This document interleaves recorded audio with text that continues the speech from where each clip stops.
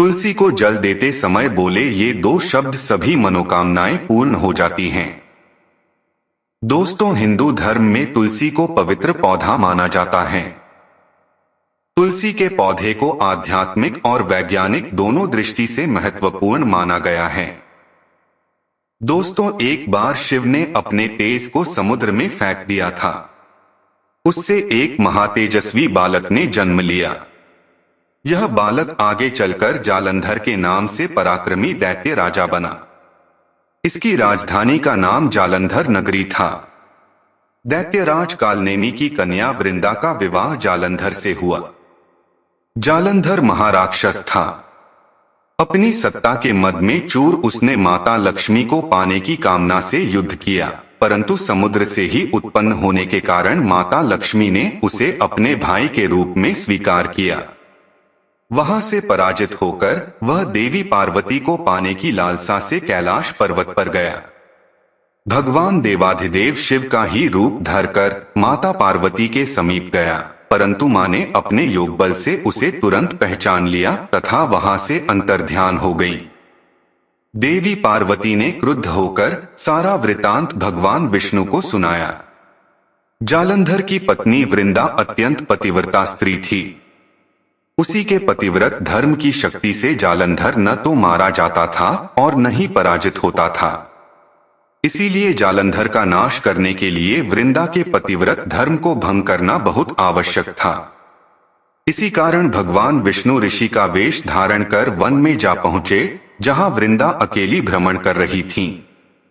भगवान के साथ दो मायावी राक्षस भी थे, जिन्हें देखकर वृंदा भयभीत हो गई। ऋषि ने वृंदा के सामने पल में दोनों को भस्म कर दिया। उनकी शक्ति देखकर वृंदा ने कैलाश पर्वत पर महादेव के साथ युद्ध कर रहे अपने पति जालंधर के बारे में पूछा। ऋषि ने अपने माया जाल से दो वानर प्रकट किए। एक वानर के हाथ में जालंधर का सिर था तथा दूसरे के हाथ में धड़। अपने पति की यह दशा देखकर वृंदा मूर्छित होकर गिर पड़ी। होश में आने पर उन्होंने ऋषि रूपी भगवान से विनती की कि वह उसके पति को जीवित करें। भगवान ने अपनी माया से पुनः जालंधर का सिर धड़ से जोड़ दिया, परंतु स्वयं भी वह उसी शरीर में प्रवेश कर गए। वृंदा को इस छल का तनिक भी आभास न हुआ। जालंधर बने भगवान के साथ वृंदा पतिव्रता का व्यवहार करने लगी, जिससे उसका सतीत्व भंग हो गया।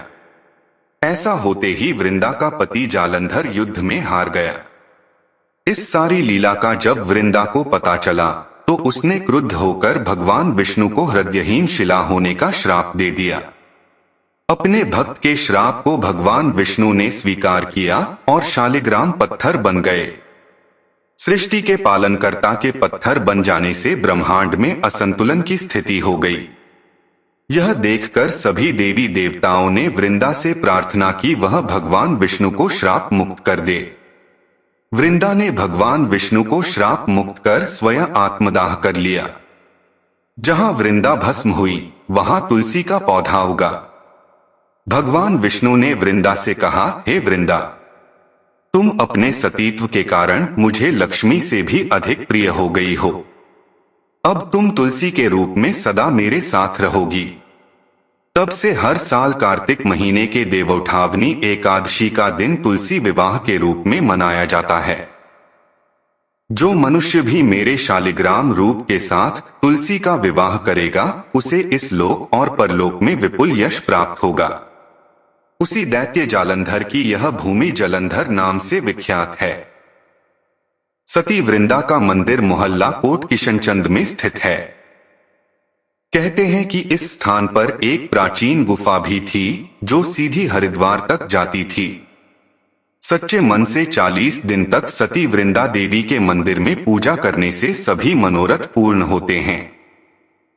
जिस घर में तुलसी होती है वहां यम के दूत भी असमय नहीं जा सकते। मृत्यु के समय जिसके प्राण मंजरी रहित तुलसी और गंगा जल मुख में रखकर निकल जाते हैं, वह पापों से मुक्त होकर वैकुंठ धाम को प्राप्त होता है। जो मनुष्य तुलसी व आमवलों की छाया में अपने पितरों का श्राद्ध करता है, उसके पितर मोक्ष को प्राप्त हो जाते हैं। ज्योतिष शास्त्र के अनुसार तुलसी को जल देते समय सुभद्राय नम मंत्र का 11 या 21 बार जाप करें।